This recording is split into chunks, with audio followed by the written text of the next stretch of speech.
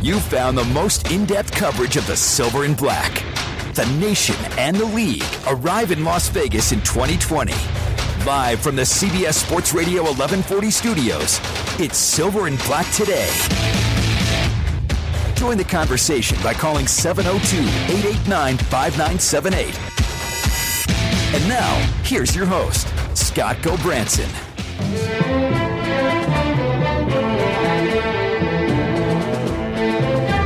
Oh, my Father, who art in heaven, we hate the Chiefs. The games with the Raiders were not games. No, games are fun. These were wars. Well, Adam, I think the fact that there's no love lost between these two teams, I got a really unique perspective. It started in Kansas City in 1995 with Marty Schottenheimer. Marty would show the highlights of games from the 60s and the 70s and the confrontations and the brawls and the late hits and the cheap shots by the Raiders, and he would make it very personal. And I think the players really responded to that in Kansas City and really went out and played a very violent game. And Marty would say that if there's any fines this week, any player fines this week, that I'll take them. I'll pay the fines for the players. And so we had guys that hated him. They would openly say, I hate the Raiders. And then if you talk to the Raiders football team, we hate the Kansas City Chiefs. Well, it's only a game, right? Not this one. This is not only a game. This is Raider Week. Then when I went out to Oakland in 1999, it was a much different feel. I thought the Raiders were more consumed with the Denver Broncos and the San Diego Chargers in that division, and they weren't as dialed in, quite frankly, to this rivalry in Kansas City. So I made it a point in that team meeting the first time we played to really explain to the players in Oakland just what it meant to the players in Kansas City. I wanted to make sure that they were aware of how important this game was. Chicago and Green Bay, that's geography. That's why they can't stand each other. The Chiefs and Raiders didn't have geography, but they had those games in the 60s that created this feeling. With this, there is genuine animosity, there's genuine ill will, and that's one of the things that makes football great, is in the face of all that, your team prevails. Kansas City and Oakland, it seemed like it was always a big game. It was always the NBC game late on Sunday afternoons. And this is the NFL Game of the Week. That all of America was saying, we got to watch this because it's really fun. Wait a minute, there's two teams, you guys, if the Raiders are coming to Vegas, I want you to know there's two teams, 2.5. You gotta hate this. You gotta hate the Chiefs. I want you to start saying this every day on the Vegas radio show. We hate the Chiefs. I want all the kids to wake up in the morning and say, oh, my Father who art in heaven, we hate the Chiefs. You know what we'll do, Phil, is we will become a new prayer. Yeah, I want that to be the new prayer of Las Vegas. And you know what? We will call the school district, and of course we'll get in touch with the Diocese of Las Vegas for the Catholic schools to integrate it into the prayer.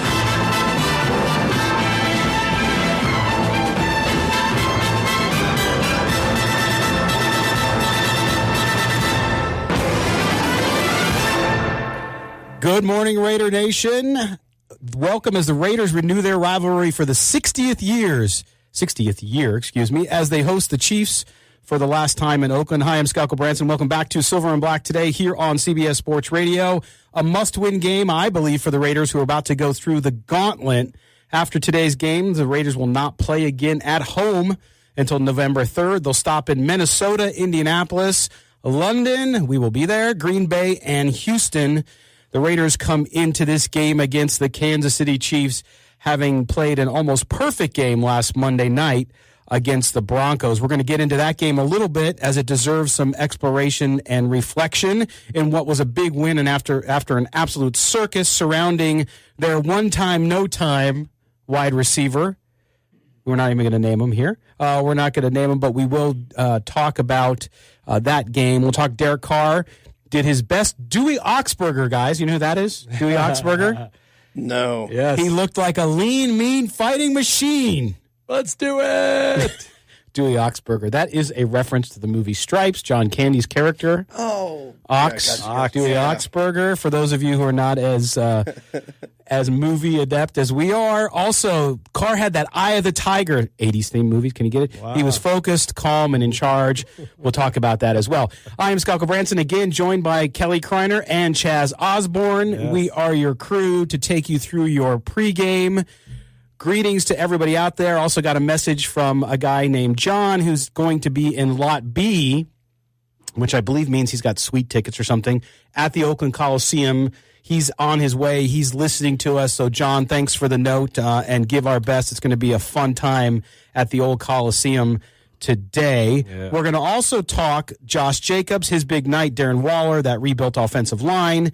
Coming up later in the show, at the bottom of the hour, actually, we preview the Chiefs with our main man in KC from 610 Sports Kansas City, Carrington Harrison. He'll tell us about the Tyreek Hill-less Chiefs and how they're looking into heading into this game today against the Raiders. And, Chaz, another injury we heard about this morning, right? Chiefs offensive line. Yeah. Left tackle. His name escapes me now. Kelly will know, right? Fisher. Fisher, thank you. See? That's why Kelly is the encyclopedia, right? That's why we got him. That's why we got him. Former number 1 draft pick out of Central Michigan. Yes, this is true. See? Look at that. If it has to do with college football or the draft, you can't get a goal past Kelly. You know, he's like Marc-Andre Fleury, whoever your favorite keeper is here in town. For us, it's Fleury. It's number 29. But we're going to talk about that as well. We'll dive in on the Chiefs. We'll dive in on what the Raiders need to do on offense and defense as well. The Raiders had 3 sacks in week 1, believe it or not, after 13 last year, guys. I mean, we're going to get more into each individual position here in after the break, but that's the way you had to start the season, right? I mean, there was no other way to start it with what this schedule looks like for the Raiders. Well, it was really an emotional game, I think, after, the hard knocks and all the Antonio Brown drama and, looking forward to the schedule, you got the Chiefs coming up. The Raiders really got up for this game. You could tell everybody was just laser focused, every position, it was just a great collective effort by the whole team. And the fans. And the energy from the crowd. We talked about that last week. That was huge. Kelly, what surprised you most about the win for Oakland in week 1? Definitely, it was just the way that Miller and Chubb were completely shut down. The offensive line is going to be a big thing, big component for the team this year. But to do what they did on Monday night, it's just surprising. We expect growth. We expect them to be a little better than they were last year. But the fact that those 2 guys were just completely neutralized and had absolute, as far as I know, they had 0 pressures combined is an amazing feat. And if the line continues to do that, this team's got a potential to be we got to give a major shout out to the offensive line. Jordan Debbie, of course, filling in for Richie Incognito at left guard, and Denzel Good doing a great job filling in at right guard for Gabe Jackson. Those guys just gelled, and here's rookie running back, very first game, he runs for 85 yards behind that line, and like you said, you kept Derek Carr's jersey clean the whole game. That was an impressive effort by that offensive line. No, it really was, and I thought that again because of that schedule, and here's the tough part. We've talked a lot about the schedule, and I get some folks who say, the schedule's not an excuse. The schedule's not an excuse. It's not. But I disagree. I'm not saying it's an excuse. It's just very difficult. It's like having 2 more opponents on the schedule, in my view, because I think this team has made significant progress. We saw it. Now, again, the sample size of 1 is not enough. True NFL teams, in my view, when you get to about the first or second week October. Okay, that's when you kind of things settle in. You've had 3, 4, 5 games, and you know who people are. So from that perspective, you like what you see thus far. At the same time, there's still a lot of questions. There's still a lot of hills to climb, and some of those are just massive. I mean, again, after today, they won't be home till November 3rd. And you said it's not an excuse, and I can't stand when people don't realize there's a difference between an excuse and a reason. Correct. They're not making an excuse if they lose, if they have 5 road games and start off slow. the part of the reason is the schedule. You're not saying that's the only reason. You're not saying if they had 2 home games in there, they'd be 6-0. You're just saying if there's a slow start, part of the reason for this slow start is they're away from home for 6 weeks. Yep, that's right. Well, go ahead, Chess. I mean, the great part about the game, we didn't have a slow start. You know, the Raiders really set the tone with that 10-play, 6-minute opening drive. And then again in the second quarter, 13-play, 95-yard, 8.5-minute drive that sent them into halftime with a 14-0 lead. So it was just a perfectly balanced offensive attack. And, if they're going to get through this rough stretch of schedule that we're talking about, it's just going to have to be more of the same. They're going to have to keep doing that over and over, in and out, and just, everybody just handling their business, each player taking care of their duty. And, did I say duty? D-U-T-Y. Yeah. Right? Good deal. No, I mean, again, and Kelly, as well, being a guy who likes to lay some action on his games, the statistics around road teams in the NFL, you have to win road games, but statistically, it's just harder to win on the road. It always is. It doesn't matter how good you are, and there's always outliers. You're always statistically going to find some team that can win more on the road than lose, but at the same time, I don't think any team has ever have to play 5 games in a row on the road. I mean, it's just the way it goes. Now, London is a home, quote unquote, I got to do the fingers. Yeah. Hello. No, that's a home game, which is not a home game. It's halfway across the world. So it's a distinct and unique challenge. Yeah, Tampa Bay's got the same problem this year. They did it to them. But Tampa Bay's London game is a conference game, which is even worse. Ouch. Yes. No, they did get the shorter end of the stick on that one. So we'll see. All right. Well, we have burned through the first part of our show. When we come back, we're going to talk more about and recap the Raiders' win over the Broncos. Before we look ahead, we're going to look back a little bit because there was a lot of good and a lot of interesting things that came out of the Monday night win in Week 1 of the NFL for the Oakland/Las Vegas Raiders. We'll step aside. We'll come back in just a minute. You're listening to the Silver and Black Today here on CBS Sports Radio 1140.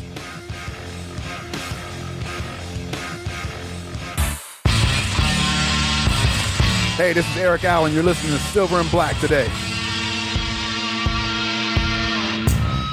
Welcome back to the Silver and Black Today here on CBS Sports Radio 1140 on this 15th day of September, Week 2 of the NFL, Week 2 of the Raiders season as they host for the final time in Oakland the Kansas City Chiefs.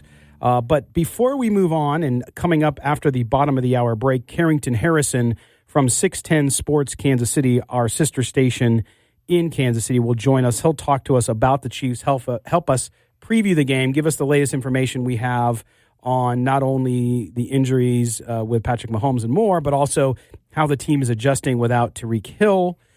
So don't miss that, Carrington Harrison. We get the perspective. We always like to, on this show, give that perspective from the visiting side, from the opponent's side, so we have a better understanding of the game as we head into that. All right, what we want to do now is we want to check in and talk a little bit and review, guys. Again, Kelly Kreiner, Chaz Osborne are my co-hosts here today. Want to talk about last week because I think it deserves some more exploration before we move on to this week's game because of what we saw. And I want to start first with, I think, one of the guys that, at least by my estimation, 40%, maybe I'm high on this, and I mean high on the percentage. Either way, you're high. But Derek Carr, for whatever reason, there's still a lot of people who do not believe Derek Carr is an elite franchise quarterback, right, guys? And you look at what he was able to do against the Broncos, who have a formidable defense, especially on the edge. 22-26, 259 yards, 1 touchdown, very efficient. But what was more important to me, and I want to get your guys' perspective on this since we're just talking about it for the first time, what struck me the most about him, and for guys like us who watch stuff like this closely, his feet. He didn't have happy feet. He was comfortable in the pocket. The mastery of the offense continues. You can see the confidence level was there. That comfort level mixed in with him making high percentage passes when he needed to, but also on some of the audibles he called. He just knows that offense better. And Kelly, to me, seeing Derek Carr again, sample size of one, he's got to continue. It's all about consistency in the NFL, but you got to feel good how he looked in week 1. Well, you mentioned the biggest thing when you said his feet. He needs a clean pocket. He needed it in college. He needs it in the pros. Like, that was my biggest knock on him coming out in the draft was when you watch that USC game out here that they played out here in Las Vegas, anytime they got within like 2 yards of him, he was getting skittish. He was throwing off balance. He was throwing, if you give him a clean pocket, he will pick you apart. And that's exactly what we saw in the Bronco game. I mean, it was the 2 years or a couple years ago when he was the MVP season, the same thing. If he has time and a clean pocket, I don't care who his receivers are, he is finding people, and he will with surgical accuracy. But the second, it gets muddied or anything like that, he gets off platform, that's when you start to see the trouble. Yeah. No, and I don't disagree with you overall, and I think a lot of quarterbacks are that way. Although I did see on Monday night, and we had seen it a little bit or heard about it from practice and from camp, is that even though he likes every quarterback likes a clean pocket, he is moving around better, right? So in the pocket, when he has to shift or he has to move out a little bit or step up in the pocket, that's been a criticism that I think is somewhat fair, has been the fact that when he has to step up in the pocket, he doesn't always do it. But I saw, again, the protection was so good on Monday, it's hard to know for sure. But it looked like as though he was also getting better in that area. Yeah, but at this point in his career, he should have been better than that already, though. But like you're saying, it is baby steps. At least he is getting there and getting better at it.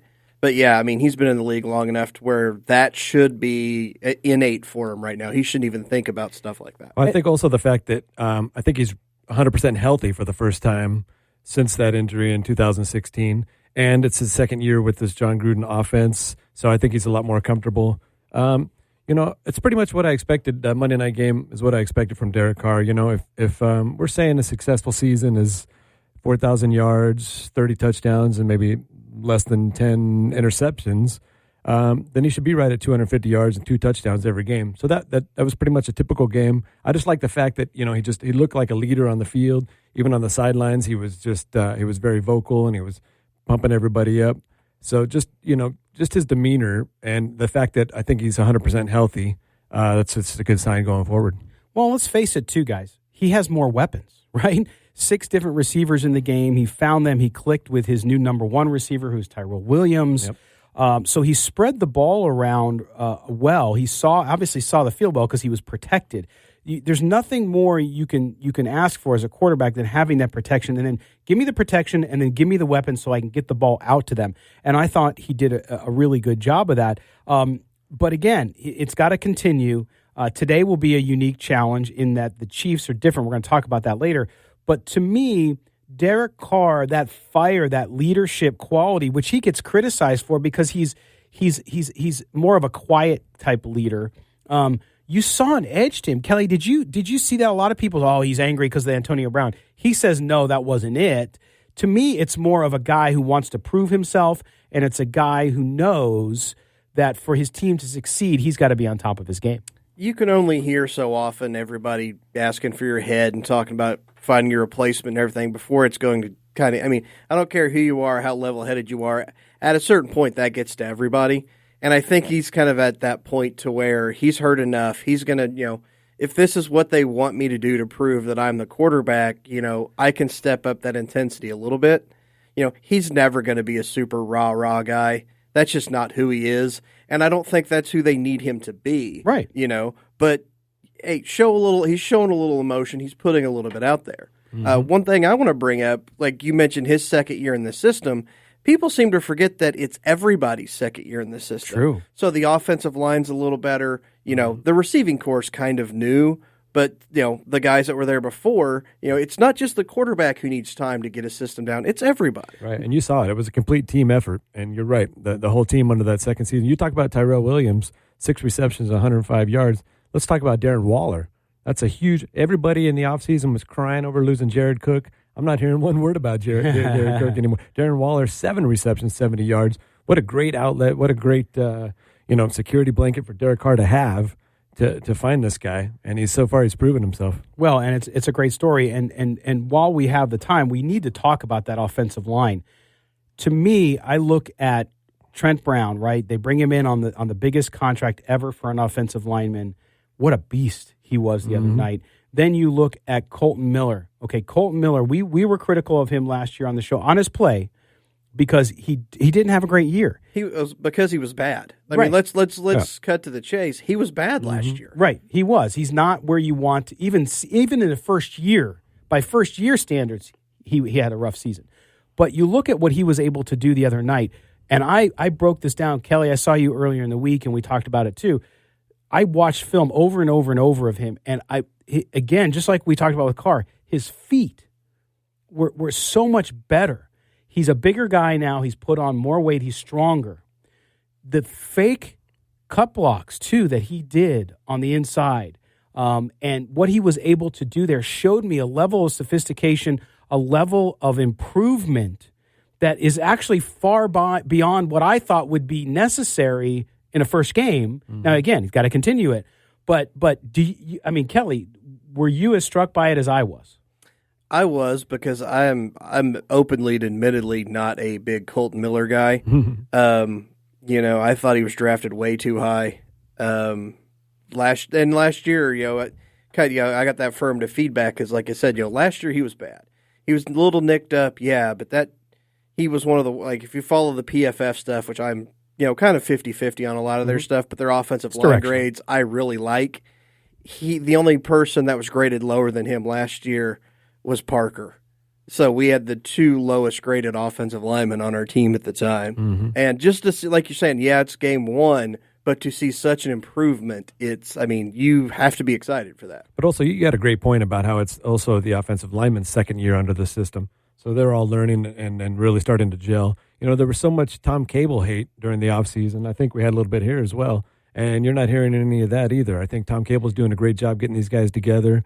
And, for the most part, go ahead. I'll say, there's still some of that here. I still don't think he's a good offensive line coach. But, he's got 15 more games to prove me wrong this year. He does. And it's one game. But we're gonna pick up this discussion because we still need to talk a little more about the offensive line. We also need to talk about Josh Jacobs and defense. Yeah. So we'll pick that up on the other side of this next break, because joining us live from Kansas City will be Carrington Harrison. He is with our sister Intercom station, 610 Sports in KC. Carrington's going to give us a little insight into the Chiefs, where they're at right now, heading into this Raiders game. So don't go anywhere. You're listening to the Silver and Black today here on CBS Sports Radio 1140. CBS Sports Radio. The only way to take Silver and Black today with you is with the radio.com app. Download it today and search CBS Sports Radio 1140 in Las Vegas and listen to us anytime, anywhere. Welcome back to the Silver and Black today here on CBS Sports Radio 1140 in my city, Las Vegas, Nevada, where it's finally cooling down a little bit. But for the Raiders, it's going to heat up today. That's right, our future franchise, the Las Vegas Raiders / Oakland Raiders, will be taking on the Kansas City Chiefs for the 60th year up in Oakland for the last time. And joining us to talk about the Raiders versus Chiefs is one of our favorite guys in the business, and that is Carrington Harrison. He hosts The Drive weekdays from 2 to 6 p.m. Central Time on 610 Sports Kansas City, a fellow Intercom station, which you can hear, of course, on the radio.com app. Carrington, thanks for joining us this morning. Hey, I appreciate you guys having me on today. Thanks a bunch. All right, man. So let's jump in on this. The Chiefs, of course, were the Chiefs on last week. They went down to Jacksonville. We saw everything that we expected out of somebody like Patrick Mahomes, the reigning MVP, what he was able to do. Of course, they lose Tyreek Hill in that game. Tell me a little bit about how this team is without Tyreek Hill, knowing that they're going in. Sammy Watkins, who we'll talk about in a minute, had obviously a great, great day. That resurgence, it's something I know Chiefs fans have been waiting a long time for. But what's the mentality around this team now that Hill will be out? It's funny you say that. I hate to not be able to answer your question, but we don't really know what they look like without Tyreek Hill, because Patrick Mahomes has always had Tyreek Hill as a wide receiver on his team. So I don't really know if anyone can answer what the Chiefs are going to look like without Tyreek Hill, but there certainly is a certain level of optimism with this offense that you have the best tight end in the NFL. Sammy Watkins went for 198 yards last year and 3 touchdowns. They drafted a wide receiver in the second round, and McCole Hardman. Andy Reid's ability to call plays. There certainly is a belief that offensively they're not going to miss too much of a beat. Yeah, it's fascinating. They have so many weapons there, and we talked about it. When we look at Week 1, Carrington, what did we learn about this team that you had question marks going in? Of course, the defense, there's still some questions there. But what did you see, if you're from the Kansas City perspective, in Week 1 that made you say, wow, okay, this team has not skipped a beat? I think the only thing that we really learned was how they were going to use Lesean Mccoy. I mean, their offense was their offense from last year. I mean, it basically was like Week 19. It didn't feel like Week 1. Offensively, they looked to be the exact same as they were last season. I think the only thing that we learned with their offense was Lesean McCoy, 10 carries for 80 yards. He and Damian Williams are going to have a 1A, 1B effect. I kind of think that Damian Williams is going to kind of turn into their receiving back, a James White, Deion Lewis type guy, and LeSean McCoy, he's going to get a bulk of the carries. That's what I think. We'll see what Andy does. But I think now without Tyreek Hill, I think Andy's going to have to be very creative offensively in how they move the ball in the passing game. Hey, Carrington, it's Kelly Kreiner here. We saw Mahomes throw for over 300 yards in the first half, and obviously you're not going to do that for a whole game, but was his second half numbers more of a game script where they had that lead and they were just trying to cut that down, or was that injury a little worse than we thought? I think it was some of the injury and I think we saw last year the Chiefs kind of take their foot off the gas when they get there. I mean, the Chiefs could have probably scored 50 points, honestly, against Jacksonville. They just kind of had it humming offensively. But Mahomes was clearly limited and hobbled in the second half. We don't know the effect of the injury is going to be. The Chiefs are kind of banged up in this one. Patrick Mahomes has an ankle injury. Obviously, Tyreek Hill is out. And Ian Rappaport today reported that Eric Fisher, their left tackle, is a long shot to play today. So the Chiefs' offense is not coming into this matchup 100%. They're probably 75, 80% kind of banged up in this one. Hey, Carrington, Chaz Osborne here. You were getting to my question. Have you seen Mahomes this week, and how is the ankle, and what's the prognosis for the play today? I haven't seen Mahomes this week. Their practice time is kind of right when we're kind of getting ready for the show, so I'm not able to go to practice. But from people that went there, the concern level seemed to be pretty a consensus, a 3 to a 4. It didn't seem like people were overly concerned about his ankle. I think a lot of that is due to the fact that he did play in the second half and was still pretty effective. Now, he wasn't as mobile. He wasn't the elusive Russell Wilson, Brett Favre type kind of scrambler outside the pocket, right, but he was still a pretty efficient passer in the game against Jacksonville. So I think there's a confidence that he's still one of the elite level pocket passers. So even if he can't do some of the tricks and acrobatics that we've seen from Mahomes, he still can be very effective today. Right. Now, I heard that the Chiefs practiced over at the K to sort of get acclimated to the infield dirt that the Raiders have there at the Coliseum. Is that true? That is true. Harrison Butker, I think it was Wednesday, he went over and kicked some field goals at Kauffman Stadium. So, yeah, this team's pulling out all the stops to try to get this win. Yeah. Again, we're talking to Carrington Harrison, hosts The Drive, weekdays from 2 to 6 p.m. Central Time on 610 Sports Kansas City, our sister station out there. Now, Carrington, one of the things, too, going into this season was about defense. A lot of work done on this defense in the in the offseason, including new coordinator Steve Spagnuolo. How's that going so far? What did you see in week 1 that you liked and said, hey, okay, this is exactly where they need to go. They need to start improving, and they're doing so? I didn't see a whole lot of improvement, but if you have a new defensive coordinator, I do think there's a little bit of let's give them some time to gel. Their secondary continues to be a problem for me. Gardner Minshew completed 80% of his passes, but a little bit of that is I don't know if in 2019 you can really do much to stop teams from completing passes. You guys saw with Derek Carr that if you're not going to get consistent pressure on the other team's quarterback, and now with how offenses are run, it's just very, very easy to complete passes. But they kept Jacksonville out of the end zone for the most part. They got a couple turnovers late in that game, and Jacksonville didn't score. So it's weird to kind of evaluate success when it comes to the Chiefs' defense because it's very simple. Your offense has a chance to be all-time and is up there with the 99 Rams, the 97 Vikings, the Patriots that went undefeated. Your defense just can't be dreadful, and that's what their defense was last season. So, I think how Chiefs fans are evaluating their defense is just be capable. No one's asking you to be a top 10 unit. No one's asking you to be an elite unit in the NFL. Just don't be bad. And I think that Chiefs fans are going to be very patient with this team. And come November, December, I think they're going to need to see results or at least proof that this defense won't be the reason they don't go to the Super Bowl. No, and if you look at the last two times the Patriots won the Super Bowl, they were ranked 15th and 19th in defense. So you sort of have to somewhere be in the middle of the pack-ish.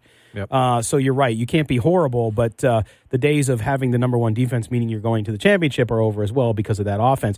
But when you look at this team too, Carrington Harrison from 610 Sports in Kansas City, when you look at this Chiefs team coming into this Raiders game, and it's going to be a high-scoring affair. I think everybody sort of agrees on that one. What are they going to have to do? Offense, they're going to score their points. There's no doubt about it. On defense, though, what are they going to have to do to slow this new Raiders offense that has many more tools than it did last year? Tyrell Williams, Josh Jacobs in the backfield, and, of course, Darren Waller. What are they going to have to do to slow down Derek Carr and the Raiders enough to maybe prevail? I've been saying this for the last 2 years. The best player on the Chiefs defense is Patrick Mahomes because their offense just puts so much pressure on you to keep up. Like the Chiefs basically go out there and say, we can score 40 if we really want to, and we're going to bet that you can't score 41. That we can get enough sacks, we can create a turnover, our defense can get one or two stops, that by the time you maybe get going, you're down 17-3 or you're down 17-10. Like I've seen them do that to so many teams. I mean, that's what they did last week against Jacksonville. I think they scored on their first 7 possessions of the game. If you're putting up that kind of offensive output and you're eliminating teams from running the ball, that's what I've been kind of harping on all week with on the show about the Raiders. Is last week the Raiders were just incredibly balanced. Carr threw the ball 26 times and Josh Jacobs touched the ball 28 times. If Oakland can be that balanced this week, then it's probably going to be a close game. If you get Derek Carr to throw the ball 40 times and Josh Jacobs has 11 rushes, that means that Oakland's playing from behind for most of the game, and that's just not a game they're going to win with the Chiefs. Yeah, actually, you didn't even see Travis Kelce that much last week. So there's another weapon that that's at his disposal this week. How's the Lesean McCoy? Has that been an easy transition? It seemed pretty seamless last week. He came in, 10 carries, 81 yards, no problem. Had a reception out of the backfield there. How's he been fitting in so far? Last week it was incredibly seamless. Lesean McCoy said this is the best offense and the fastest offense that he's been on. I don't think there was much concern when it came to Lesean McCoy and how he was going to integrate into this offense just because, he ran this offense with Andy Reid in Philadelphia, and he plays running back. I think we all have some understanding of how interchangeable running backs appear to be at times, and it's kind of one of those things, kind of like with the Patriots, if you can't work with the Patriots, then you probably can't work anywhere. Right. It's kind of that same philosophy right now in Kansas City. Like, if you can't work in this offense, then maybe you're not that good. So he came in, was really effective last week. Like I said, 10 carries for 81 yards. I would expect him to get 12 to 15 touches again today. All right, Carrington. Okay, so this game, we all think it's going to be high scoring, which I haven't found anybody to disagree with that yet. Tell me how you think it's going to go down, who's going to come out on top, and how's it going to end up from a score perspective? I think it's going to be a little bit lower scoring than maybe some people anticipate. Patrick Mahomes is banged up. No left tackle in this one. No Tyreek Hill. I know the Chiefs' offense is dynamic. You just can't lose those level of parts and have your quarterback be hampered and still score 40 points. If they can, I'll take back everything I said, and we might be watching the greatest offense in the history of the NFL. But we all know the margin for error in the NFL and how thin it is and how one injury can have a domino and ripple effect on the rest of the team. I think it's 28-24. I actually have respect for what Oakland did last week. I think Oakland's a much improved team. I think we've seen the Oakland Raiders teams in the past that would have completely crumbled in the wake of what happened with Antonio Brown. But the fact that they rallied and won, now granted, Denver might be a 5-6 win football team, and Joe Flacco might be the worst starting quarterback in the NFL. But I just thought they really battled and that they really competed. I think it's close late, but the Chiefs are just better than the Oakland Raiders. I got to go in 28-24. All right, Carrington Harrison from 610 Sports Kansas City. We'll talk to you down the line, man, later in the season. We appreciate you being with us.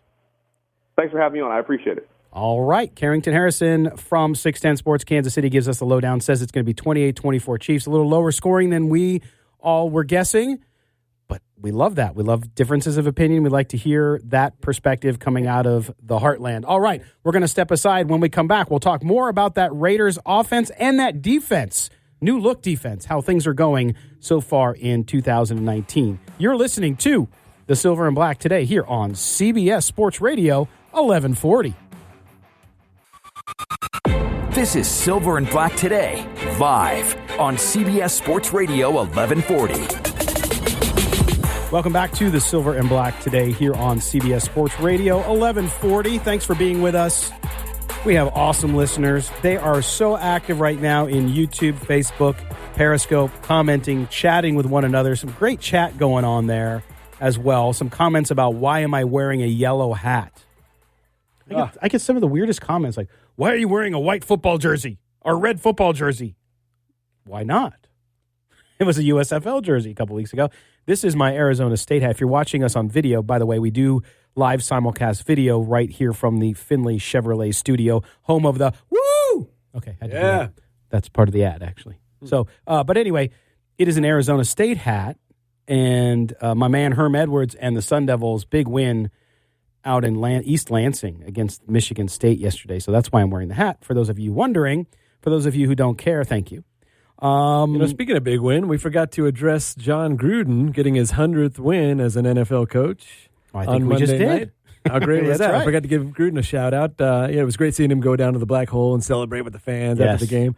And then, the players in the locker room gave him the game ball after the game. So that was a pretty special moment for him. So congratulations to Coach Gruden for getting his 100th NFL win. Yeah, it was. It was a big win on a big stage, of course, Monday Night Football. And we wanted to visit that again because we were talking earlier in the show before we had Carrington on about this team and what they were able to do in week one. Again, only 1 week, but still the improvement was so glaring and so significant that we want to visit that. We closed out talking about the offensive line. Trent Brown, of course. You talked about Jordan Devey as well. That line did so well, protected Derek Carr. He didn't get touched. Yep. They're going to have to do that again today. But I want to talk about now Josh Jacobs, guys, because Josh Jacobs in his game, I think, we all heard during training camp throughout Gruden saying I think he's going to be an every down back. Not that we had any doubt about it, but he really did well. Again, credit the offensive line. They created but when you saw him get into situations where he found a hole or a hole broke down and he had to jet outside or whatever he had to do, make adjustments, the kid made it. To me, he looked much more like a veteran running back than a kid in his first NFL game. Yeah, vision's the one thing that he has going for him a lot of the younger backs don't have. You mentioned, like, if a hole breaks down or anything, he's not just a straight one-cut, boom, go guy. He's got enough patience to where he can kind of wait around and look for a hole, But that's why, you drafted this kid in the first round. He has to be your workhorse. He has to do what he did on the first game, That 15 to 20, 25 carries a game should be his norm now. Yeah, and he did a great job on short yardage play. We had a lot of 3rd and 1s, and, it was no problem just giving him the ball and making that first down. We had a lot of great, ball control drives, and he was a big part of that. He was, and to me, he had the one reception for 28 yards, right? Yep. But part of his strength is that ability for him to get out. So Carr has another receiver on the field. Should a play break down and he needs to find somebody underneath, but he hits that seam. Kelly, I remember talking during the draft about Jacobs and the fact that, look, this isn't the guy who's going to be, you're going to look at and say, wow, his blinding speed. But I'll tell you what, when he does get a little bit ahead of steam going, he goes. Yep. You got to like that ability that he has there. Yeah, he's not a burner, but speed's not an issue for him. Correct. He is fast enough. Contact balance and being able to run through tackles was going to be his bigger thing. Kind of one of those downhill runners. Yeah. Yep. No, that's true. I think Josh Jacobs is going to be a big part of this, and they need to use him today, which we'll discuss as well. Now, let's switch to the defense, because to me, the defense with the Raiders still is the part of the rebuilding process that is further behind. Okay, there's still a lot of question marks there, but let's talk about what they did well. We saw good motion up front. We saw good penetration. We saw 3 sacks, of course. Cleveland Ferrell, the rookie, did well. He got his first sack in his first game, with most of us thinking, okay, if he gets 4 or 5 sacks this year, that'll be a good rookie season. He's already got a jump on that. The free agent signing Josh Morrow on the other side, though, he had a monster game. Yep. He really did. And I saw Arden Key again almost get to the quarterback, but he created havoc. Yep. They created trouble for Joe Flacco. Now, Joe Flacco is like watching that old man in Up try to get around, right? He's a statue back there. He's a statue, right? So it's going to be much different today against Patrick Mahomes. But, guys, you got to like what that defensive front did. Denver's offensive line's crap. But he's raining on the parade already. But I was gonna say, I got you. But the Raiders' defensive line did what you're supposed to do against a bad offensive line, which they didn't do last year. Exactly. That's my point. They were getting pressure. The second Juwan James went down, you saw, a bad line get even worse, and the D line did not let up on the pressure. Right. If they wouldn't have had 3 sacks, if they wouldn't have had all that penetration, you have to be worried because you're supposed to take advantage of bad lines like Denver's.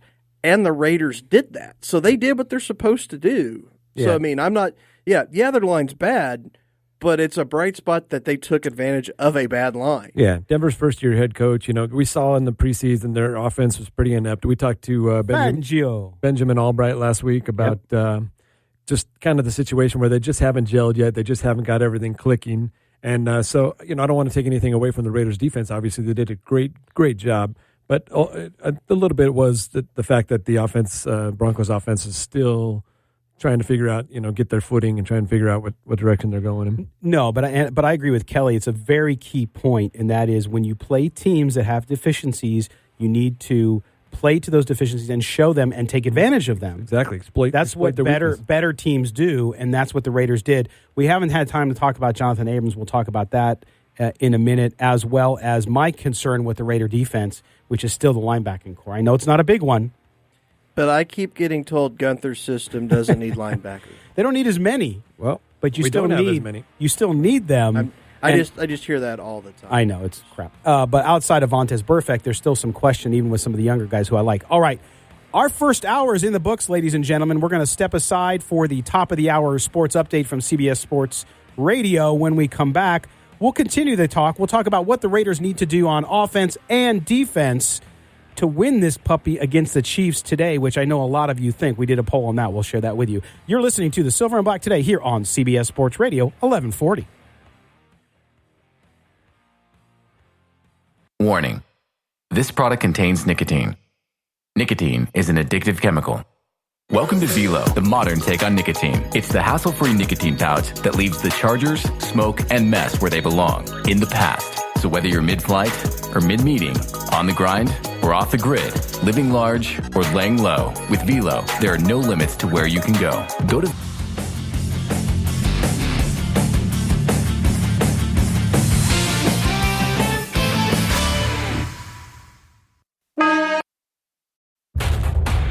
You found the most in-depth coverage of the Silver and Black. The nation and the league arrive in Las Vegas in 2020. Live from the CBS Sports Radio 1140 studios, it's Silver and Black today. Join the conversation by calling 702-889-5978. And now, here's your host, Scott Gobranson. Welcome back to CBS Sports Radio, 1140 a.m. in Las Vegas. It's the Silver and Black today. That's right. Welcome back to everybody here. We appreciate you being with us. And I want to give a shout out really quick. We're hearing from people all over the states, Raider Nation, of course, and Julian Taharina. Hope I got your name right, buddy. Listening to us in Oakland, going to his first Raiders game at the Coliseum. That's really cool. So good times. We appreciate you. Good times up there, Julian. Joining us and allowing us to be a part of that. What is a big deal for you going to the Coliseum for the first time, perhaps the last time, since they're going to be moving here to Las Vegas. But we're back here talking Raider football. We want to jump into, guys, a little bit about today's game. Of course, we're getting ready with just over a few hours left before we get into what the Raiders need to do today. And again, I'm joined, as always, by my co-hosts, my partners here with the show, and that, of course, is Chaz Osborne and Mr. Kelly Kreiner. All right, guys, so let's talk about today. For me, there's so many different facets of this game, I think, that have to go the Raiders' way, that they have to win in order to get a victory. Number one, for me, is going to be, again, what we talked about before the break, the offensive line. The offensive line has to continue to do what they did last week against what were two great edge rushers in Von Miller and Bradley Chubb. This week, they have a different challenge. The challenge, Kelly, comes from the inside here with Kansas City. They don't have the edge guys like Denver did, but they do have folks that can make a big push up the middle. So it's going to test Rodney Hudson. It's going to test those backups in Devy and make sure that they can protect Carr enough so that he can distribute the ball. Yeah, not only protect Carr, but open up some of those holes for Jacobs. Because you're going to have to see them. I think they're going to have to do a lot more edge rushing. Or running, student body right, student body left, break out the old wishbone, do whatever you have to. Because if you try to run on Derek Nottie and Jones, that's tough sledding all day. Yep. And we'll talk about the offense for Kansas City and later. You're going to have to put up points in this game. Right. I don't think you can have 3 and outs. No, definitely not. They're definitely going to have to do more of the same as they did Monday night. A lot of those long, sustained ball control. I'm sure the game plan, is going to be ball control, but for some reason, it's going to end up being a track meet. It's going to be a shootout like Kansas City. The Chiefs picked up right where they left off last year. They just Jacksonville's been a perennial top 10 defense, year in and year out, right? And Kansas City in the first half just made them look foolish. So yeah, that was a weird game, though. It was kind of a weird game. The injuries, the ejections, and everything. Yeah. I'm not sure what you can take from that, but, you don't have to see Kansas City's offense to know Kansas City's offense is good. So it's like you just kind of – week one's a wash. Yeah, but Jacksonville brought the pressure, and Mahomes wasn't sacked. So, it's here, like you said, it's a tough situation. I'm not sure what was going on, with Miles Jacks getting that was a weird situation. And Jalen Ramsey looked a little well, he's just not as good as he thinks he is. Yeah. he went from being one of the top young corners in football to almost a liability. Right. Well, he might have checked out. I know there's been a lot of trade talk surrounding him and other rumors. It's kind of hard to trade somebody when they're playing as bad as he is. So if the trade talk's bothering him, you don't have to worry about nobody's giving anything up for him. That's right. All right. Well, someone we're not going to trade, and that is the unofficial mayor of Raider Nation in Henderson, Nevada, and that, of course, is our man Wally. And we're going to go out on the phones now. Wally has called in. Wally, what are you thinking about today's game, my man? Hey, how you doing? Hey, Kelly, welcome to the party, pal. Hey, Wally, it's good to be back, my man. How great was that? How great a week was that to pound the donkeys and to get rid of that a-hole AB? Yeah. Man, that was like the best week ever. But I got a couple deals with Gruden. I'm a little disappointed. I think he missed a big opportunity there to get rid of that guy when he had the chance and show the team that one guy isn't bigger than the whole team. I thought he screwed the pooch on that one. And then, man, he took his foot way off the gas way too soon in that Bronco game. We should have pounded those guys and just put them away. Yeah, I agree with you. you. What do you think? Yeah, no, I think there's a fair argument there, Wally, because, and again, thanks for your call, buddy. We appreciate you always listening, and it was good to see you Monday night out at our rotation remote.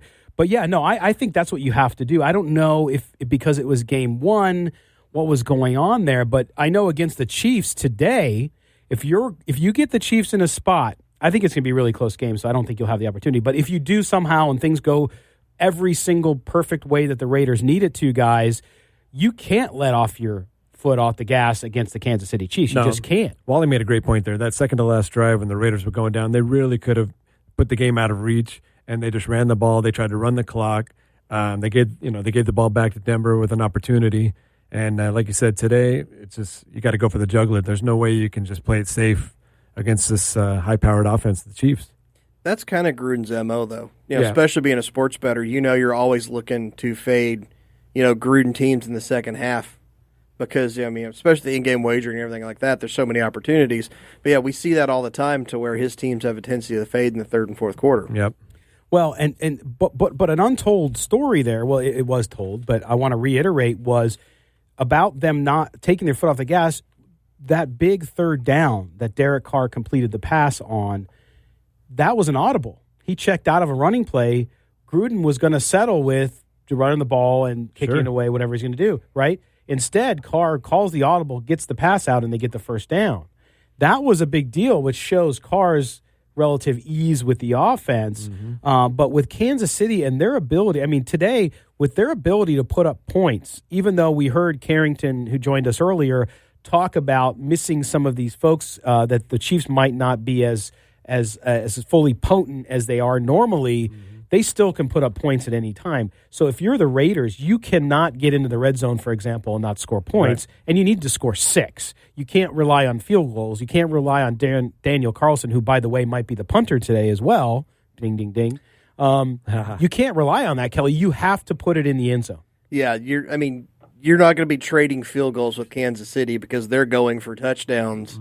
They won't settle for field goals. They're going – Andy Reid's, especially if this offense is a little more, he's a little more of a risk taker than he has been back in the Philly days and things like that because he's got so many weapons. Yeah, that's the frustrating thing about playing Kansas City is you can have a nice 7-minute, 12-play drive, and then they come back in 4 plays, 70 seconds, and they score a touchdown right on you. It's so frustrating because you did all this hard work getting down the field, and they come right back, 4 plays, boom, in the end zone. Kansas City's they're so great at they have so much misdirection and they're so great at doing the screenplay. The one thing I noticed last week, we didn't talk about, you touched on Farrell and Haskins. Max Crosby, on 3 separate occasions, I saw him recognize the screenplay or maybe the fake handoff and then the pass back to the running back. Max Crosby fell back into coverage and disrupted the play. Crosby did a great job last week for his first game. He also had a couple plays that were so embarrassing, he's probably going to want to forget them. But he's a rookie. No, it's part of the learning curve. And he's part of the rotation. He's not a guy they're going to count on. Right. But you're right. He shows he's got the football smarts to be there. He knows where to be. And I think it's just going to take him a little time. But that's what you want, right? That's not a guy you expect to come in and be a difference maker right away. But I saw both from him. You just hate Max Crosby.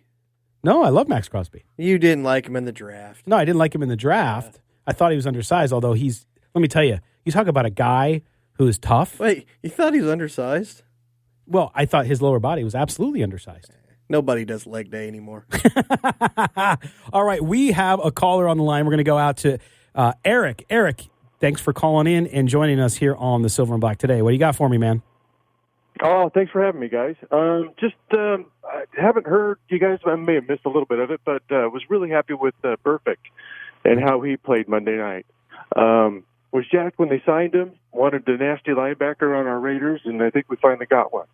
Yeah, no, Eric, we talked a little bit about the linebackers. I said I'm still really concerned with that position on the field from the Raiders defense because we've seen great improvement from the Raiders defense, but at linebacker, outside of Perfect, I thought Perfect brought everything. In fact, we saw him get in. There were some scuffles, of course, because it's the Broncos. Yep. We saw him peacemaker again, just like he did with that receiver who we will not name. Just like he did with that situation, he stepped in. I like so far now. Of course, he's got to maintain that throughout the year. But I saw the nastiness. I saw all the things you want from him, guys, on the field with some maturity and some desire to be the on-the-field leader. That was very encouraging. No, Eric, you're right. I think we do need a little bit of that chip on our shoulder, a little bit of that nastiness back on the defense, and he's definitely bringing it. So what do you think about the Chiefs game today? What's the outlook? Hopefully he can keep it close. I think maybe with Mahomes being dinged up, maybe we get some pressure on him. Maybe Perfect and give that hurt ankle an extra little twist or something, maybe. But if they can keep it close, ball control, no mistakes, I mean, they've got a shot. I would like to see them go 2-0. I'm not expecting it, but it would be a good win to get the Chiefs and the Broncos in 2 consecutive weeks. Oh, that'd be huge, especially in the division. You can go 2-0 and start the division. That's a great way to start the season. Well, and to me, very good. To me, Eric, thanks for your call, buddy. We appreciate you. Without you guys, we're not here. So thank you. All right. Right on. Thanks, guys. Thanks for the call. But guys, I just think, we get back to the offense. For the Raiders to win this game, they have to control the ball. They have to win, in essence, time of possession. They have to be able to run the ball effectively and just be efficient. We talked about it earlier. When you're in the red zone, you got to score 6. When you do kick a field goal, you got to make it. You have to be able to do that. We're going to step aside and pay some bills. When we come back, we'll continue our conversation on keys to the game for the Raiders to beat the Kansas City Chiefs and to start off 2-0. You're listening to the Silver and Black today here on CBS Sports Radio 1140. walk-offs. Hey, this is Rodney Hudson. You're listening to Silver and Black today. All right, Huddy. Rod Hudson, he's going to have a big game today, which he usually does. Gotta like that. You're listening to the Silver and Black today here on CBS Sports Radio, 1140 AM. Las Vegas' only all Raiders sports show. That's us. We are getting people from Scotland today, Glasgow, Scotland. We have people on their way to the Coliseum in Oakland. We have West Palm Beach has checked in today. We have Alabama has now checked in today, as well as Monterrey, Mexico. So we are, what did you call it? Just Global Nation? Is that what you call it? Global Nation. Global Nation. That's what Chaz I'm jealous, like man. that. I want to be on my way to the Coliseum today, too. Man. That's a good You have time. the next best thing. You're sitting next to Kelly and That's me. right. Hey, it's Right? the second most best place Right, I'd want Kelly? to be right now. Well, I was going to say, if you want to leave right now, I don't think anybody's going to miss you. Definitely not. Definitely not. Oh, that's too much. All right, we are back. We are talking about today's game between the Raiders and the Kansas City Chiefs.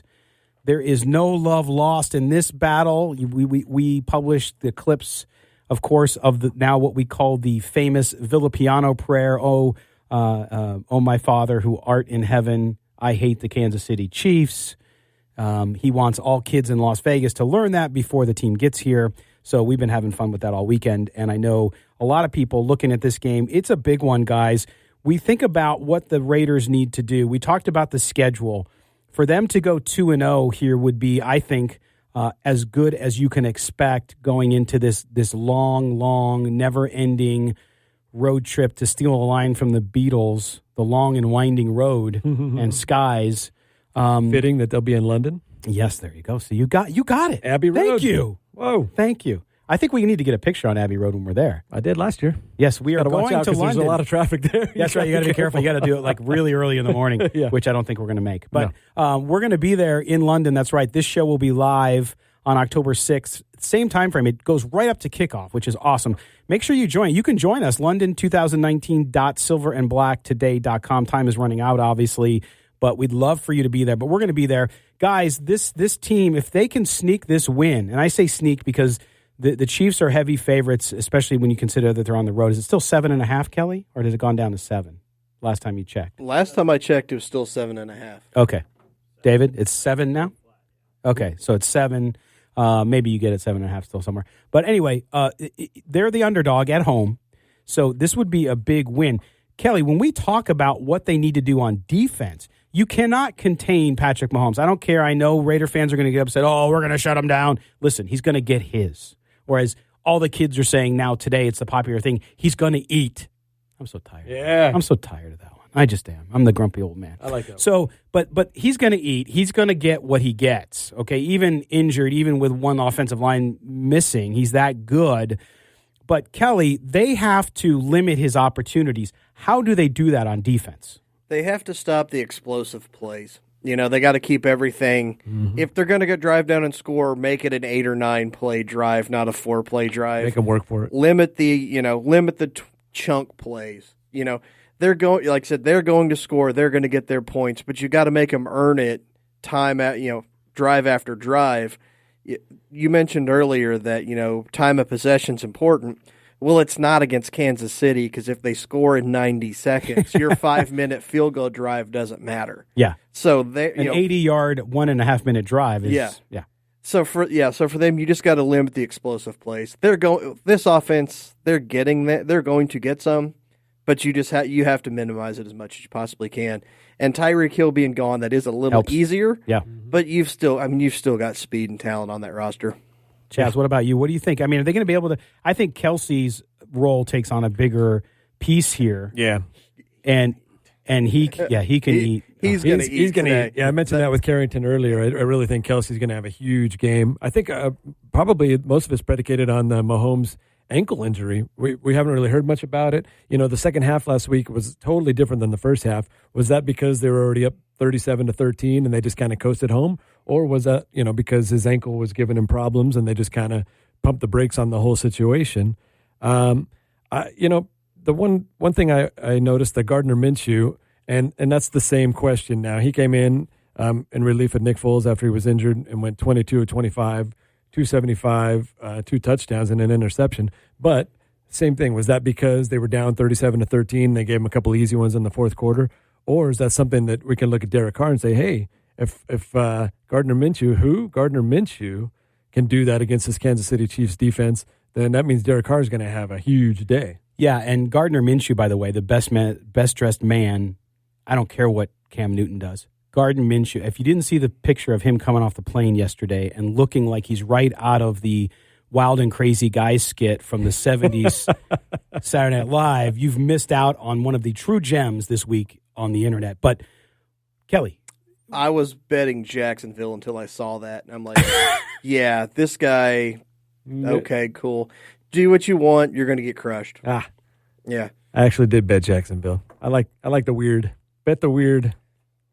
The weird stuff? No, all right, well, let's talk about the Chiefs. The Chiefs offense, there's a lot of misdirection, and they're probably one of the best screening teams in the league. So it's going to be a handful for the Raiders defense today. They're going to have to make a choice. Not sure how Kansas City's going to set up with, what they're going to do with Mecole Hardman. Is he going to be in a slot? Are they going to have him on the outside? But are you going to have, who are you going to have on Kelsey? I think you kind of have to put Joyner on him. And if that's the case, who's going to be on Hardman? Because he can do the Tyree. He's not. Well, isn't that where the linebacker situation comes in? Yeah, that's my point, because our linebackers will get roasted all day if they have to try to keep up with Kelsey and or a slot receiver. Right. You're picking your poison, depending on how they set the lineup. Because that's the whole thing. Burfict's good at what he does, but he's not. If you have him in coverage, game's over.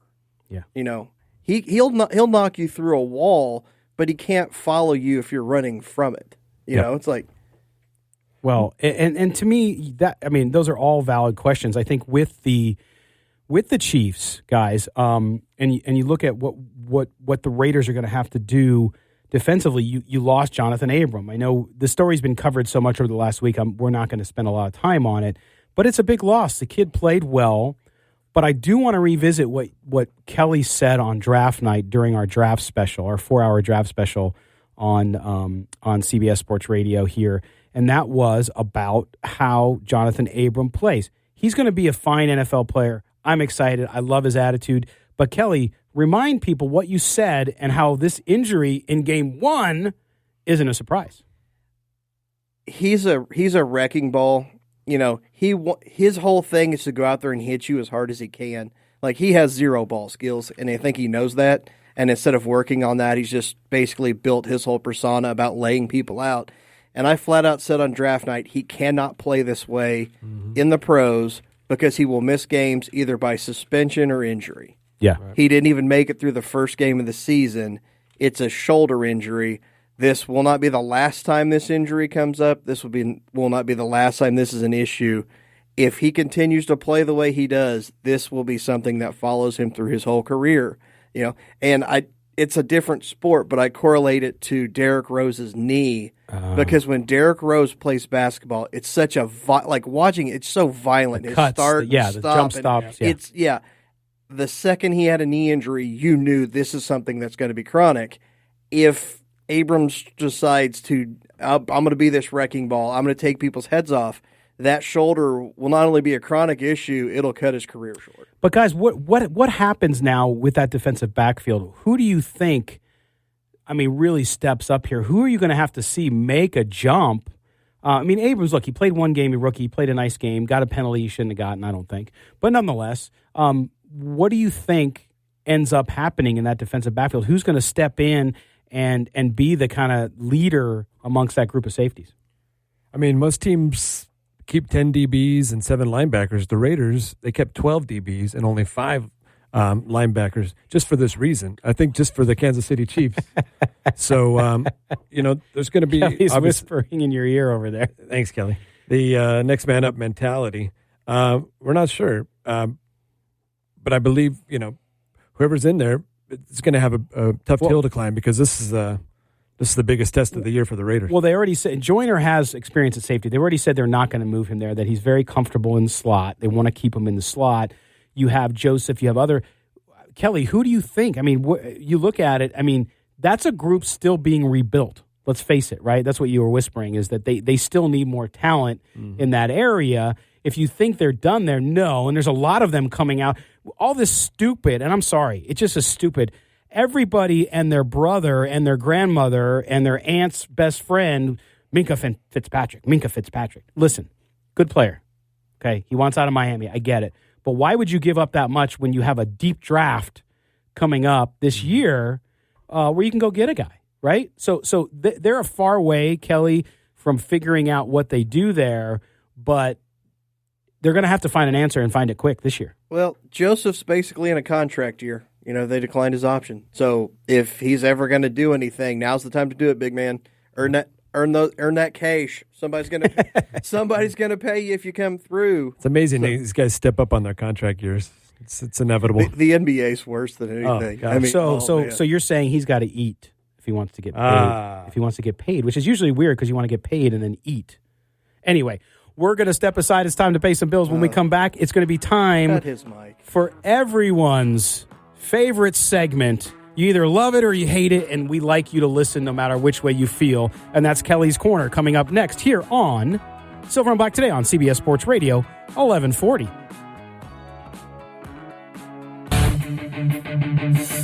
CBS Sports Radio. You found the most in-depth coverage of the Silver and Black. This is Silver and Black Today, live on CBS Sports Radio 1140. Here's your host, Scott Gobranson. All right, we're back here on the Silver and Black Today on CBS Sports Radio 1140. We're arguing about the Saints' no call with the Rams.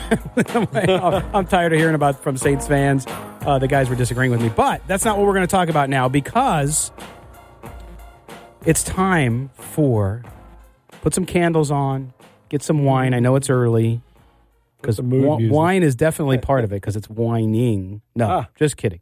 This is the portion of the show that we go to our good friend Kelly Kreiner. It's called Kelly's Corner. Kelly has free reign to pick any subject he wants to talk about. It can be football related, which it mostly is. During the summer when it was slower, we had some U.S. women's soccer. We had some other stuff. But today it is football, specifically not Raider related, but it needs to be said, and that's what is the focus of Kelly's Corner. Yes, Usually I try to keep everything sports related, like we were talking about, and I try to do stuff that is Raider related, because we are the only all Raiders radio show in Las Vegas. But today I'm giving just a little piece of advice for the Miami Dolphins fans out there. We all probably don't watch. We all probably know a Dolphins fan. After today, give them a hug. Tell them, do the Will Hunting, it's not your fault. Be there for them. But the Dolphins fan needs to realize their front office is making some of the smartest moves in the NFL right now. They are making they're on the right track. You don't want to see a team go 1-15, 0-16, but that's the best thing for the Dolphins to do right now.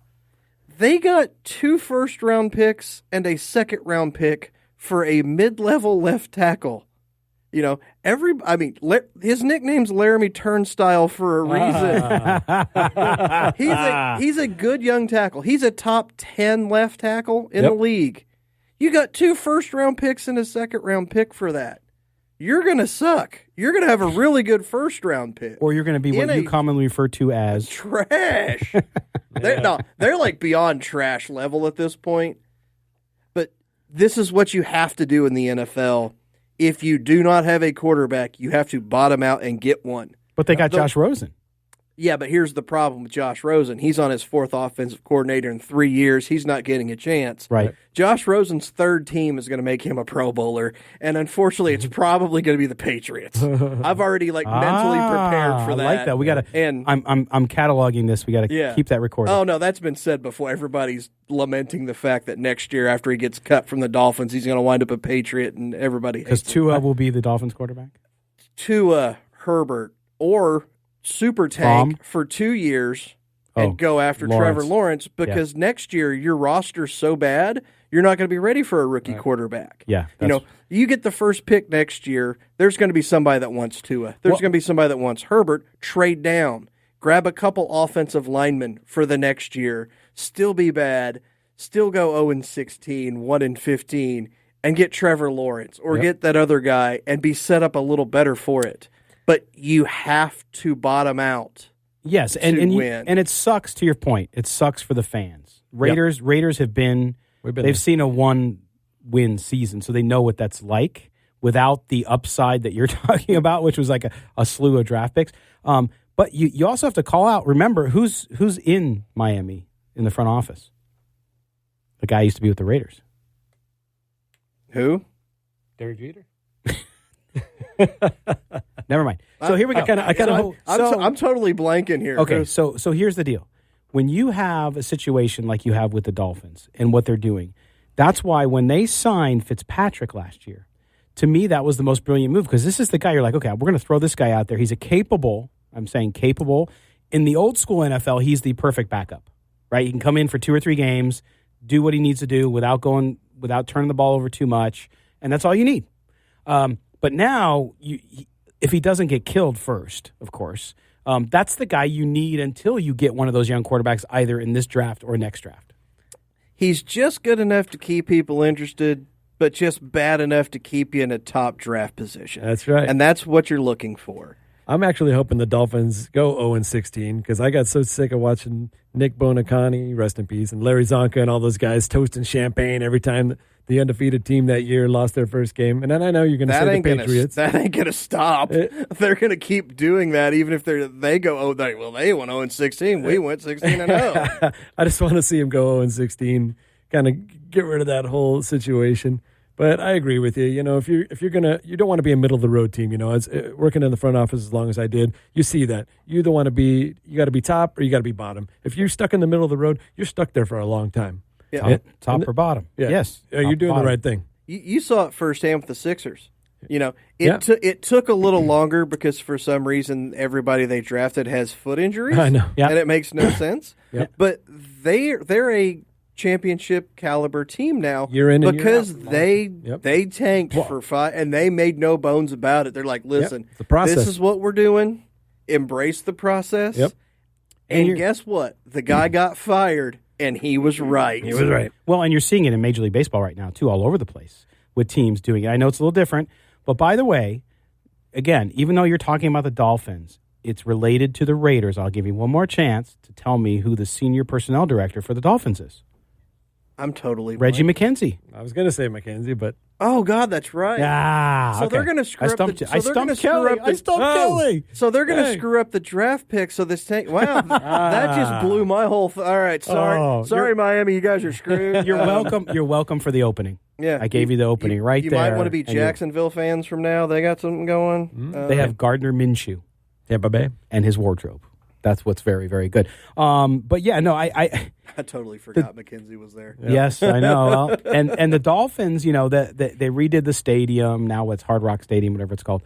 And you look at that. You just look at that though, and the fact that they have all these players. I heard one commentary about how, and it not obviously as egregious as Doug Gottlieb's situation with Andrew Luck, which you talked about on this segment before. But the fact that he said, look, that's where players are different today is, it's bad there. And so now instead of saying, okay, well, I want to be part of building this back up, knowing that they have all those draft picks, knowing that they have the opportunity to recreate the team, rebuild the team, they're all just saying, I want out now. And they were pointing out that there's a difference. That mindset is different today than it used to. Do you buy that? Oh, no, I buy it. I mean, I hate to use just the instant gratification thing that everybody talks about. These young people want everything now, but it's out there for a reason. You know, NFL careers are short. I understand somebody not wanting to be on a 2 or 3 year rebuild, but I also people need to realize just because you want out, you're still under a contract. If the team wants to keep you, you're going to stay. You're getting paid. Just do your job. Yeah, no, that's true, and I think. A lot of people want to put it like Gottlieb did incorrectly and say millennials. Look, it's a societal, psychological thing. We all want this instant gratification. I'm saying we as in the entire culture. And so I'm not going to pin it on just millennials just because they happen to be playing football right now is different. But with the Dolphins, I think, you know, you look at that AFC East too. the worst division in football over the last 20 years? I was going to say 2 decades. Yeah, yeah. 20 years, which which has helped. Again, they've done it on the field. I hate the Patriots. I don't talk a lot about fandom on this show, but I do not like the New England Patriots. You got to respect the Patriots. I do. I respect. No, you don't. And Tom Brady still. You can argue all you want. He's the best quarterback that ever played because of what he does in crunch time. Not because he's the best quarterback ever. He's the best quarterback in the game to play and win. Now, has he had advantages? Dude, look at this year. The first 8 games, they have no playoff teams. Mm-hmm. They played the Steelers, and then after that, nothing.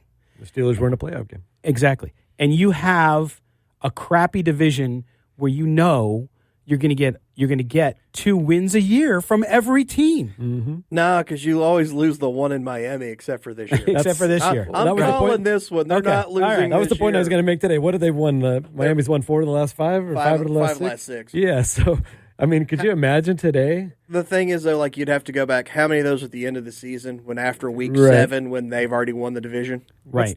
What's the money line on that game today? But you look at the Raiders situation before we go to a break here. You go to the Raiders situation. AFC West. Now, the AFC West has had its bad years, too. When the Raiders were bad, the Chargers were bad, the Chiefs were bad. I was like, okay, who's going to win the division with 8-8 or 9-7? But now you look at the division, the Chiefs are there. The Chargers, I think, are sort of on their last legs. They have a better defense. But at the same time, Phillip Rivers is getting older, and he's not Tom Brady. So you have a division where you have Patrick Mahomes going to be there forever. It's a tough division. So for you to win your road to the Super Bowl, you got to go through that division where the Patriots, they got nothing. It's simple. And listen, the Miami is getting the Super Bowl this year. Is that correct? So, and the Miami Dolphin fans, they live in Miami. What are they worried about? Crime, high cost of living. I don't know. They're worried about the fact they're a 19-point underdog today. I'm not worried. They're going to be out in the sunshine enjoying themselves. They don't today. have baseball to look forward to. The Miami Heat's not great shakes right now. Who cares, So man? Basically, they've got nothing to look forward to. They've got bikinis in the stands over there. Oh, man. my goodness. Here we go. All right. That's football. With the ending on bikinis in the stands, we're going to step aside for our last break. When we come back, we're going to give you our picks for today's game as well as 2 NFL picks. Yes, we're going to do a little bit of gaming here. We're going to give you our picks if you're laying down some of your cash, as you called it, on NFL football this week. You're listening to the Silver and Black Today here on CBS Sports Radio 1140. This is Silver and Black Today, live on CBS Sports Radio 1140. Man, we are fired up in the studio today. We're arguing over all kinds of stuff. It's good fun, man. I love these guys. It's so much fun. They give me crap. We don't always agree, and that's what makes it fun. You're back listening to the Silver and Black Today on CBS Sports Radio. A reminder, football coming up, the Redskins and the Cowboys are coming up right after us at 10 a.m. here on CBS Sports Radio 1140, so don't miss that as well. What we're going to do here as we close out the show, we're going to tell you what we think is going to happen in the Raiders game in just a minute, and we're also going to give you a couple picks. That's right. We're going to give you, I think we got a caller too. We'll get to one more caller. But we're going to give you our NFL picks as well, 2 picks that you can take to the bank. And if you lose, it's not my fault. It's Kelly's fault. But we're going to talk about those as well. So, guys, let's talk a little bit about those picks. I'm going to start with Kelly first. Kelly's 2 top picks if you're betting today. What do you got, Bob? Well, I'm checking the line on one of them right now just to see where it's in case at. It changes, because, well, I have Minnesota Green Bay under 45. It's down to 43.5, 44.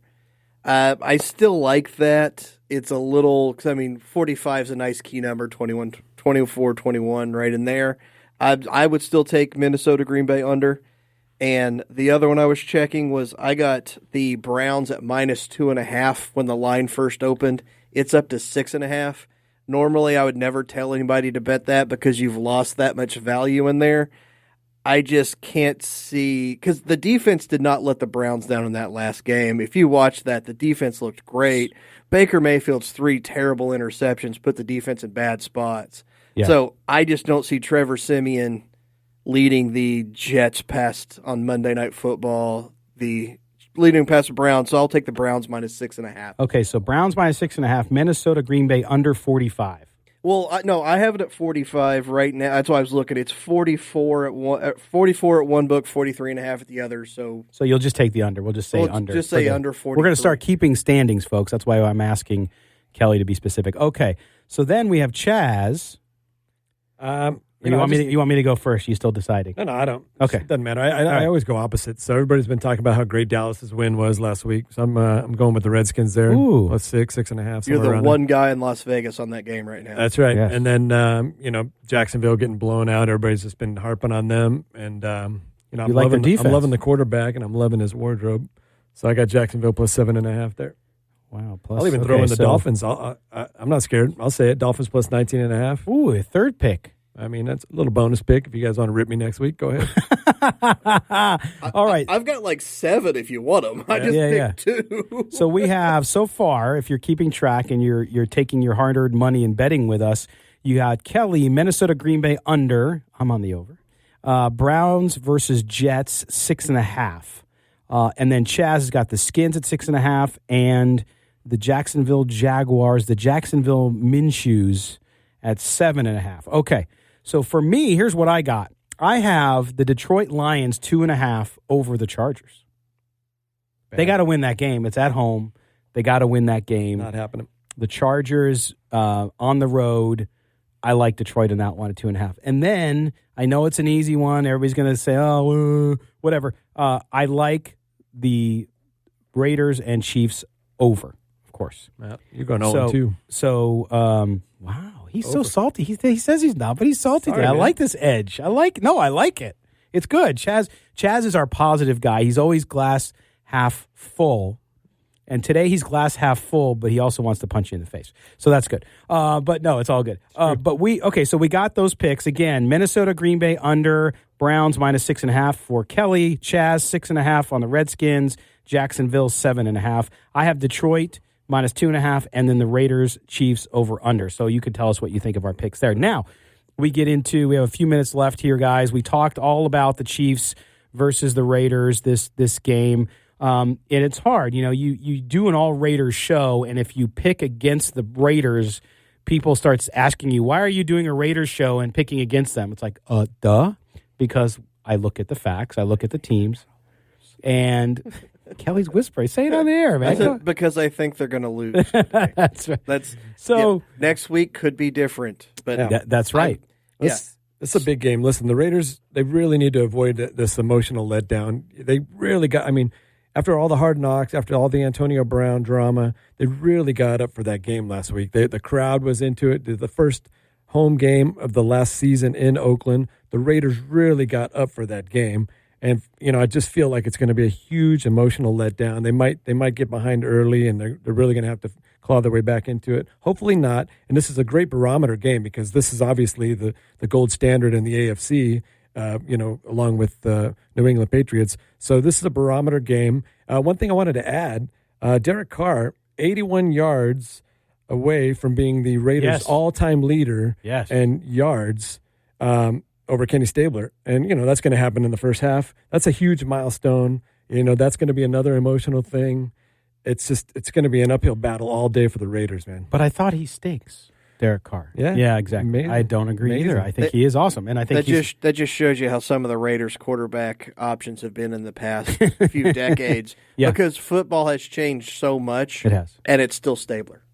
Yeah. Wow. Amazing. Longevity.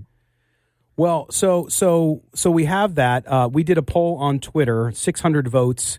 Surprise is surprise. 84% picking the Raiders. Not a surprise there. So let's look at our picks. Okay, here's what we have. We had Mo Moten, our senior NFL columnist and contributor, who's not on the show today, but he sends in his picks to us. Mo has the Chiefs winning 33-30, and we're going to tweet this out in a graphic so you'll be able to see who picked what, and then you can give us crap after the game. Or in my case, tell me what a great job I did. Kelly, you have also the Chiefs 31-24. Yes, I do. I think it's a close game. I just don't think the Raiders are going to be able to keep up with the Chiefs' offense. That makes sense. And then, Chaz, you had it 30-27 Raiders.